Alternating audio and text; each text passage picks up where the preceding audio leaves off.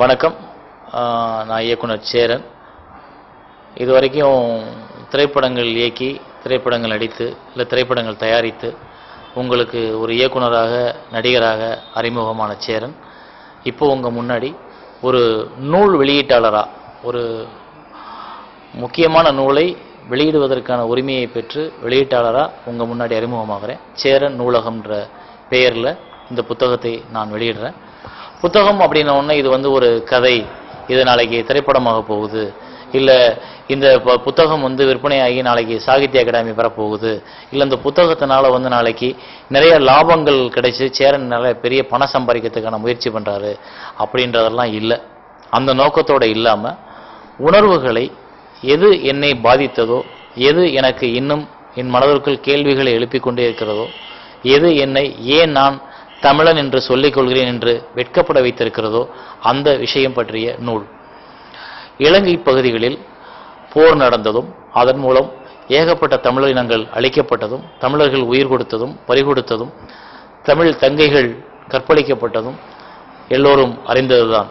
இருந்தாலும் அறியாத நிறைய பக்கங்கள், தமிழர்கள் வாழ்ந்த பகுதிகளில் மக்களாகிய தமிழ் மக்கள் அனுபவித்த துயரங்கள், அடைந்த கஷ்டங்கள், அது எந்த மாதிரியான பாதிப்பெல்லாம் அவங்களோட வாழ்க்கையில ஏற்படுத்துச்சு, எப்படிப்பட்ட சூழ்நிலைகள்ல அவங்க எந்த மாதிரி தருணங்கள்ல வாழ்ந்தாங்க, சிங்கள படைகள்னால, இலங்கை படைகள்னால நம்ம மக்கள் எவ்வளவு பாதிக்கப்பட்டாங்க அப்படின்றத ஒரு பெண் அந்த போர் பகுதிகளில், அந்த சூழலில் அங்கு வாழ்ந்த ஒரு பெண்மணி சாவித்ரி அத்விதானந்தன் அப்படின்ற அந்த வயதான மூதாட்டி, 67 வயதான அந்த மூதாட்டி இந்த புத்தகத்தை எழுதி என்னிடம் முன்னுரை அளிக்குமாறு என்னிடம் கேட்டுக்கொண்டார். நான் படித்து முடித்த பொழுது விடியற்காலை 4 மணி.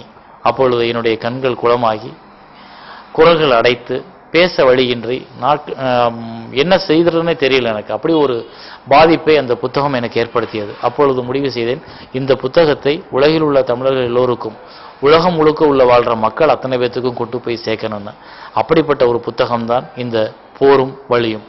இது இதை நீங்கள் படிக்கணும் அப்படின்றத விட ஒரு முறையாவது நீங்கள் கண்டிப்பாக ஒரு 3 மணி நேரம் ஒதுக்கி இந்த புத்தகத்தை நீங்கள் வாசிக்கணும். வாசித்து உண்மையிலேயே என்ன அங்கே உள்ள மக்கள் ஏன் போராடுறாங்க, அவங்களுக்கு என்ன வேலை வெட்டி இல்லையா, இல்லை அவங்களுக்கும் வாழ்க்கையில் நிம்மதியாக ஒரு இடத்துல வாழணும்னு ஆசை இல்லையா, நிம்மதி தேடின வாழ்க்கையை அவங்க விரும்பலையா அப்படின்றதெல்லாம் நீங்கள் படிச்சிங்கன்னா உங்களுக்கு அது புரியும். ஏன் அவங்க இந்த போர் நடத்துனாங்க, என்ன பிரச்சனைகள் அங்கே நடந்துச்சு, எப்பேற்பட்ட பாதிப்புகளை அங்கே உள்ள மக்களுக்கு அந்த இலங்கை அரசாங்கம் கொடுத்ததுன்றத இந்த புத்தகம் விழாவாரியாக சொல்லியிருக்கு. இந்த புத்தகத்தின் மூலம் ஒவ்வொரு தனி மனித வாழ்க்கையிலும் பிரச்சனைகளின்றி அமைதியான வாழ்க்கையை தேடித்தான் ஒவ்வொருத்தரும் போகிறோம். நம்ம இங்கே கூட ஒரு ஆட்டோக்காரை இடிச்சிட்டான்னா உடனே அவன் மேலே கோவப்படுறோம். ஒரு சைக்கிளில் போகும்போது ஒருத்தர் மேலே விழுந்துட்டான்னா அவனை தூக்கி விட்டு அவனுக்கு பரிதாபப்படுறோம். நம்ம கோவப்படுறோம், நம்ம தான் பரிதாபப்படுறோம் ஒரு சிறு காயங்களுக்கே. ஆனால் அவ்வளவு பெரிய இழப்புகளையும் தாண்டி அந்த மக்கள் இன்னும் அமைதியாக எங்கேயோ அகதியாக வாழணும்னா அது எந்த வகையில் நியாயம்னு தெரியலை. அகதின்ற பேர் அவங்ககிட்ட இருந்து போகணும், சொந்த நாட்டில் அவங்க திரும்ப குடிவேறணும், சொந்த நாட்டில் வாழ்கிறதுக்கு அவங்களுக்கான எல்லா உரிமைகளும் கிடைக்கணும். அதற்கு இந்த புத்தகம் படிப்பவர்களை ஒரு சிறு நேரமாவது ஒதுக்கி இந்த மக்களோட பிரச்சனை நியாயமானது, இதற்கு எங்களாலான முயற்சியை நாங்கள் செய்வோம்ன்ற ஒரு உறுதிமொழி எடுத்தாங்கன்னா சந்தோஷமா இருக்கும். இந்த புத்தகம் அவர்களுக்கான புத்தகம், அவர்களுடைய வாழ்க்கைக்கான புத்தகம், அவருடைய வாழ்க்கையில் உள்ள கேள்விகளை நீங்கள் மாற்றுவதற்கான புத்தகம். இது நீங்கள் எல்லாரும் படிக்கணும். இப்போ இந்த புத்தக கண்காட்சியில் சென்னையில் ஒரு 5 ஸ்டாலில் இந்த புத்தகத்தை நாங்கள் வச்சுருக்கோம். வம்சி பதிப்பகம், தமிழ்மண் பதிப்பகம், தமிழ் குளம் பதிப்பகம், பாதை பதிப்பகம், தாய்மொழி தமிழ்ச்சங்கம் பதிப்பகம், இந்த 5லையும் எங்களோட புத்தகம் இருக்கு. நீங்கள் வாங்கி படித்து உங்கள் நண்பர்களுக்கு சொல்லி மேலும் மேலும் உங்களால் முடிஞ்ச வரைக்கும் எல்லாரையும் வாங்க சொல்லி படிக்க சொன்னீங்கன்னா ஒரு தமிழனாய் பிறந்ததற்கான ஒரு ஒரு ஒரு காரியத்தை நீங்கள் முழுசாக செஞ்சீங்கன்னு நான் நம்புவேன். நன்றி. எல்லாருக்கும் வணக்கம். நான் இயக்குனர் கௌதமன். போரும் வலியுங்கிற சாவித்ரி அத்விதானந்தன் அம்மா அவர்கள் எழுதின இந்த புத்தகம் படித்த நொடியிலிருந்து நாம் நடந்து போகிறப்ப வர்ற நிழல் போல என்னை மிகப்பெரிய ஒரு வலியை எனக்குள்ள ஏற்படுத்துச்சு.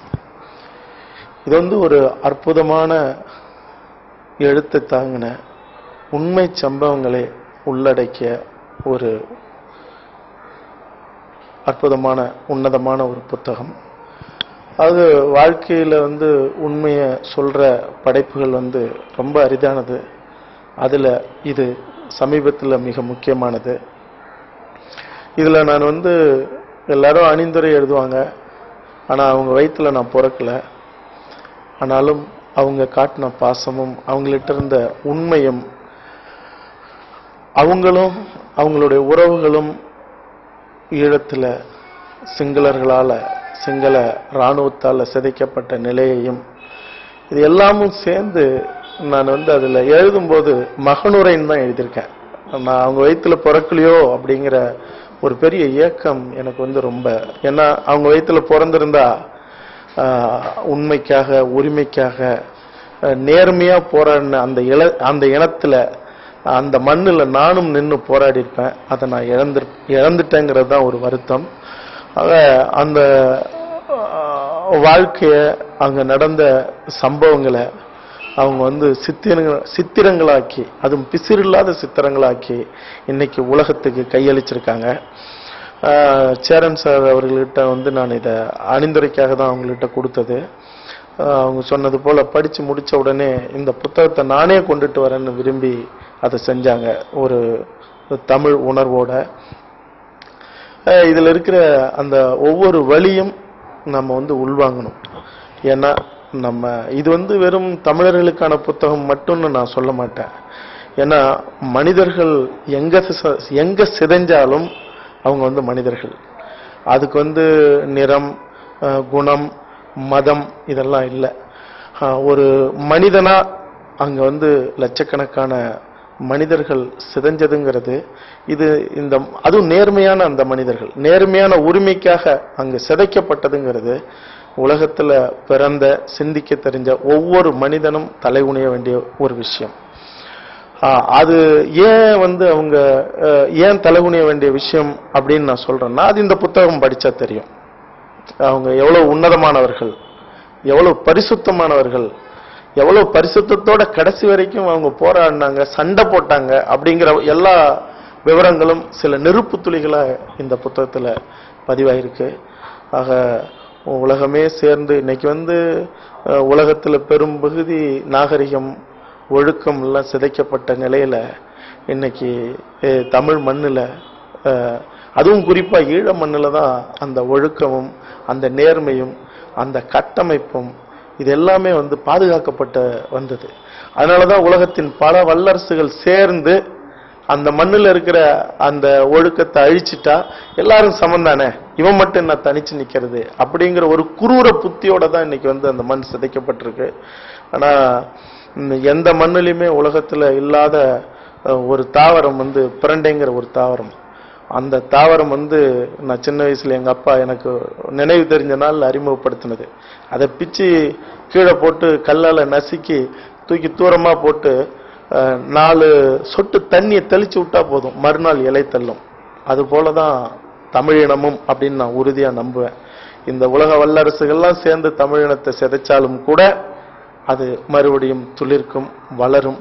ஏன்னா யாருகிட்டையும் இல்லாத வீரமும் நேர்மையும் கைகொண்டிருக்கிற ஒரு இனம் அவ்வளவு சீக்கிரமா முற்றிலுமா சிதைக்கப்பட முடியாது அப்படிங்கிறத நிலைநாட்டுறது தான் நடந்த அந்த நிகழ்வுகளை இதுல பதிவு செய்யப்பட்டிருக்கு. அதனால சேரன் சார் அவர்கள் சொன்னது போல பழ நெடுமாறன் அவர்களுடைய தமிழ்குளம் பதிப்பகத்திலும் புத்தக சந்தையில் இந்த ஆண்டு தமிழ்குளம் பதிப்பகம், இளவழகன் ஐயா அவர்களுடைய தமிழ்மண் பதிப்பகம், இன்னும் பாதை பதிப்பகம், அவங்க சொன்ன அப்படி எல்லா பதிப்பகத்திலும் ஒரு 6-7 பதிப்பகத்தில் இந்த புத்தகம் போரும் வழியும் விலைக்கு வருது. அதை வாங்கி தமிழர்கள் படிக்கணும், தமிழர்கள் பரப்பணும், தமிழர்களுக்கான உரிமை விடுதலை கிடைக்கணும். உங்கள்கிட்ட என்னுடைய அன்பான வேண்டுகோளை விடுத்து விடைபெறேன். நன்றி, வணக்கம்.